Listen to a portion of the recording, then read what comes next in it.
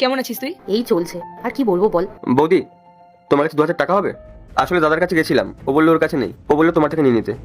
2000 টাকা? আচ্ছা, এক সেকেন্ড। মনোজ, তুমি এক কাজ করো, এখানে 2500 টাকা আছে, এটা ধরো। কিন্তু বৌদি, আমার তত টাকা লাগবে না, আমার 2000 টাকাই লাগবে। রাখো না তুমি, তোমার ঠিক কোনো না কোনো কাজে লেগে যাবে। আচ্ছা ঠিক আছে বৌদি, তাহলে কি আমি ফেরার পথে তোমাদের জন্য কিছু নিয়ে আসবো? না না, কিচ্ছু নিয়ে আসতে হবে না, তুমি পুরো টাকাটাই তোমার কাছে রাখো। ঠিক আছে বৌদি, আমি তাহলে আসি। সাবধানে যেও। পায়েল, ও তো রাহুলের নিজের ভাই না, তাই না? না মা, ও রাহুলের পিসির ছেলে, কিন্তু রাহুল ওকে নিজের ভাইয়ের মতনই ভালোবাসে। দেখে তো মনে হয় না কোনো কাজ বাজ করে, তাহলে তোরাই ওর খরচা চালাস কি, তাই না? হ্যাঁ মা, ওর যা দরকার লাগে ও আমাদের কাছ থেকে চেয়ে নেয়। তার মানে জামাইবাবুই ওর সব খরচা চালায়?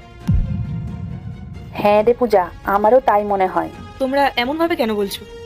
আমরা কি এমন ভুল করে ফেলেছি? ভুল?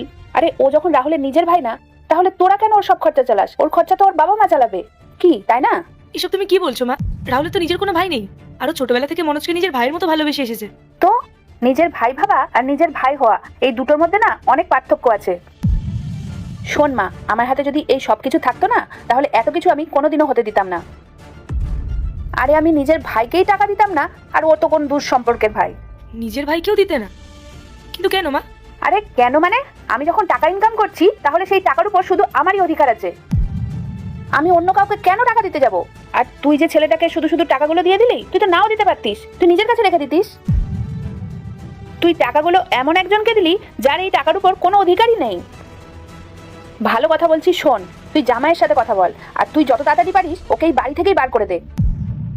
আর এই শহরে অনেক থাকার হোটেল আছে, ও কোথাও না কোথাও থেকে যাবে। ফালতু তোর এই খরচা বাড়িয়ে কি লাভ বলতো? মা, তুমি ভুল ভাবছো, তেমন কিছুই না। মনোজ রাহুলের নিজের ভাইয়ের থেকে কম কিছু না। রাহুল মনোজকে নিজের ভাইয়ের মতন ভালোবাসে, তাই জন্যই তো মনোজ এখানে থাকে। আর মা, ভাই চুপচাপ বসে নেই, ও পড়াশোনা করছে যাতে একটা ভালো চাকরি করতে পারে। সত্যি দিদি, তুই না সে আগের মতোই থেকে গেলি। মানে নিজের ভালোটা তুই কখনোই বুঝবি না, আর তোকে বোঝানো মানে আমাদেরই সময় নষ্ট। তুই সারা জীবন এরকম বোকাই থেকে যাবি। হ্যাঁ রে পূজা, ঠিকই বলেছিস তুই, আমি বোকাই। আর তোর যদি মনে হয় যে আমি বোকা, তাহলে আমি বোকাই, ঠিক আছে, কিন্তু আমি তোর মতো হতে চাই না রে। আমার মতো হতে চাস না মানে? তুই কি বলতে চাইছিস? মানে মানে এটাই যে আমি তোর মতো লোভী আর স্বার্থপর হতে পারবো না।